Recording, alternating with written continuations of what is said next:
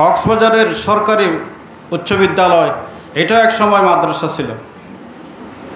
এর প্রতিবাদে আমরা অধিক পরিমাণে মাদ্রাসা স্থাপন করব। আমাদের যিনি আজকের গভর্নিং বডির সভাপতি, উনি যদি সিদ্ধান্ত করেন ওনার সংগঠনের বিন্দুকে সাথে নিয়ে কক্সবাজার জেলায় প্রত্যেকটি ওয়ার্ডের মধ্যে একটা মাদ্রাসা, এই মাদ্রাসা তিনি করতে পারবেন, শুরু করতে পারবেন। ওনার জন্য ওনার কোনো বিষয় না।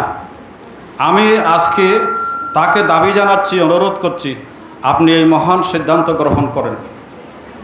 একটা স্কুলে দেখেন, এখানে কক্সবাজার আমাদের চকরিয়াও আছে, যে একটা স্কুলে প্রায় 5-6 হাজার ছাত্রছাত্রী। পার্শ্ববর্তী এলাকায় দেখবেন অনেকগুলো স্কুল, প্রাইমারি স্কুল, বিভিন্ন বেসরকারি স্কুল, কিন্তু সেই পরিমাণে মাদ্রাসা নেই। আমরা মাদ্রাসার মধ্যে যদি এখানে কামিল মাদ্রাসা যদি 5,000 ছাত্রী করতে চাই, এই এলাকার মধ্যে বেশি বেশি পরিমাণে ইবতেদায়ী মাদ্রাসা করতে হবে। এরপরে আমার মাদ্রাসার বিষয়ে একটু বলতে চাই, সময় যেহেতু কম।